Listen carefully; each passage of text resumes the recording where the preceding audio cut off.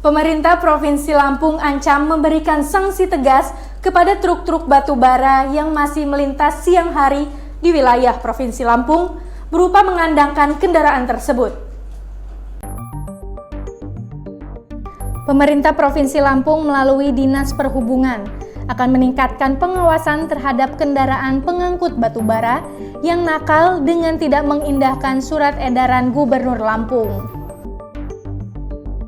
Kepala Dishub Provinsi Lampung, Bambang Sumbogo, pada Selasa 29 November 2022 mengatakan, dalam surat edaran gubernur tersebut, telah diatur kendaraan yang mengangkut batu bara tidak boleh lebih dari 8 ton, dengan jenis kendaraan light truck dump, serta bisa melintas pada pukul 18.00 sampai dengan 06.00 waktu Indonesia Barat. Menurut Bambang, sekarang ini pelanggaran lalu lintas hukumannya masih tindak pidana ringan, seperti tilang. Kedepan hukuman itu akan ditingkatkan.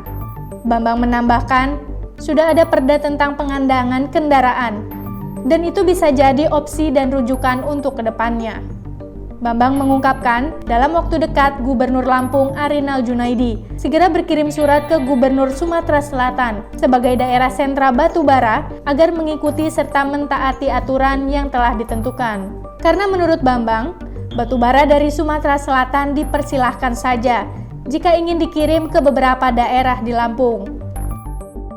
Seharusnya memang ada jalan khusus atau lewat kereta dan lewat sungai. Jika ingin lewat jalan umum, maka harus mengikuti surat edaran gubernur. Bambang mengatakan kendaraan batu bara yang melintas di wilayah Lampung menimbulkan dampak negatif, mulai dari kemacetan, kerusakan jalan, hingga kecelakaan lalu lintas. Dinas Perhubungan juga mengatakan sudah mempersiapkan surat keputusan tim bersama untuk mengawasi batu bara yang masuk ke Lampung. Karena jika truk batu bara ini menyeberang, tentu akan berbahaya, maka pihaknya menjalin kerjasama dengan polisi. Anggota Komisi 4 DPRD Provinsi Lampung, Ade Utami Ibnu, meminta Pemprov Lampung bersinergi dengan pemerintah daerah dan kepolisian untuk menindak tegas truk batu bara yang masih melanggar surat edaran Gubernur Lampung. Ibnu mengatakan, ketika memang sudah ada peraturan yang dibuat, maka penerapan di lapangan juga harus dimaksimalkan.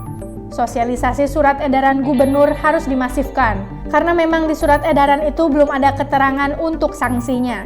Ia mengungkapkan truk batu bara harus memiliki jam operasional khusus, mengingat beban muatan yang dibawa cukup berat, sehingga dikhawatirkan dapat mengganggu keamanan masyarakat.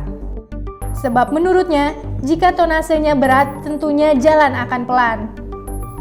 Ini jika dicampur dengan aktivitas masyarakat, tentu berbahaya dan bisa menimbulkan kecelakaan.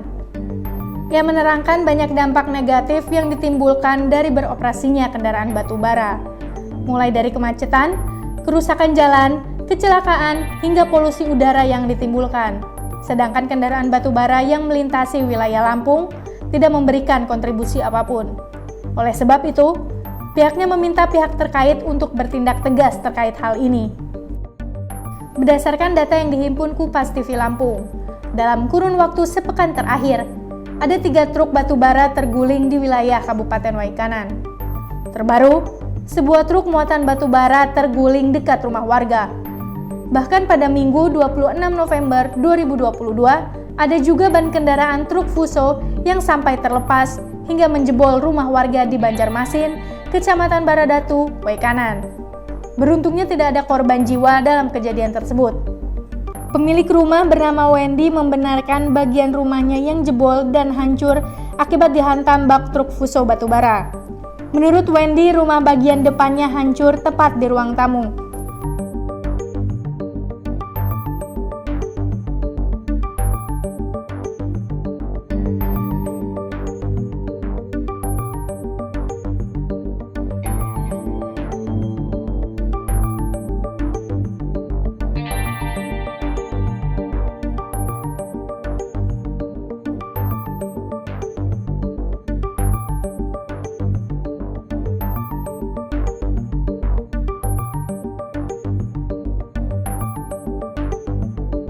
Dari Bandar Lampung, Tim Liputan Kupas TV melaporkan.